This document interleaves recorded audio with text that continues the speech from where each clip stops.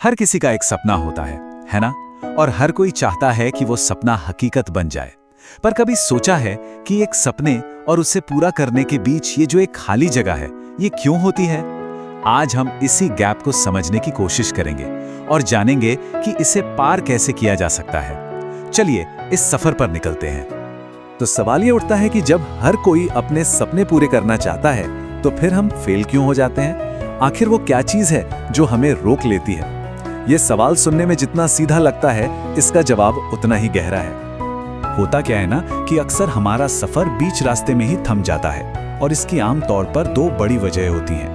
पहली, हमारी जिंदगी में आने वाली मुश्किलें यानी कि प्रॉब्लम्स, और दूसरी सही रास्ते की समझ ना होना, मतलब सही गाइडेंस की कमी।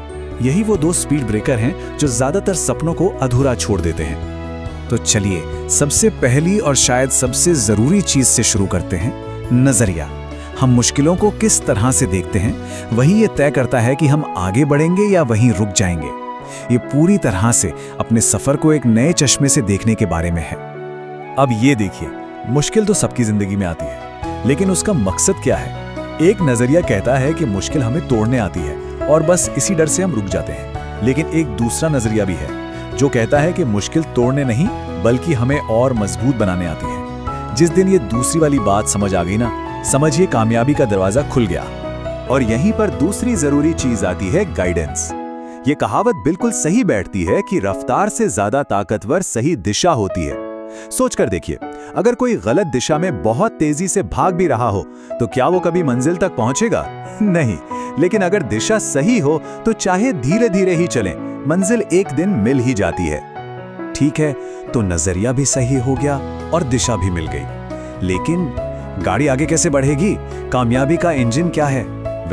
वो है हमारे रोज के छोटे छोटे काम और हमारी आदतें। चलिए देखते हैं कि ये इंजन काम कैसे करता है। इसका फॉर्मूला ना बहुत सिंपल है। बस अपना बड़ा सपना लीजिए और उसे रोज के छोटे छोटे मैनेजेबल हिस्सों में तोड़ दीजिए। कल क्या करना है, परसों क्या होगा, ये सब नहीं सोचना है। बस आज का जो काम है, आज की जो कोशिश है, उसे अपना बेस्ट देना है। यही छोटे छोटे कदम मिलकर एक दिन बहुत बड़ा फासला तय कर लेते हैं। और इन छोटे कदमों को रोज उठाने के लिए ना मोटिवेशन से ज्यादा डिसिप्लिन की जरूरत होती है। इस स्लाइड में ये फर्क बहुत ही अच्छे से समझाया गया है। मोटिवेशन आप समझिए एक चिंगारी जैसा है जो आज है कल शायद न हो, लेकिन डिसिप्लिन वो एक इंजन की तरह है जो आपको आपकी मंजिल तक पहुंचाकर ही दम लेता है, चाहे मौसम कैसा भी हो। और डिसिप्लिन का ही एक बहुत बड़ा हिस्सा है लगातार सीखना। स्किल आपकी कामयाबी का पासपोर्ट है। अगर रोज थोड़ा थोड़ा भी सीखा जाए तो एक दिन वो इंसान बना जा सकता है जो बनने का सपना हमेशा से दिल में रहा है। अच्छा, अब एक और बहुत जरूरी चीज पर आते हैं जिसके बारे में हम अक्सर ज्यादा सोचते नहीं हैं। वो है हमारी एनर्जी का सोर्स, यानी हमारी संगत। हम किन लोगों के साथ उठते बैठते हैं, इसका हमारी कामयाबी पर बहुत गहरा असर पड़ता है। देखिए, बहुत सीधी सी बात है।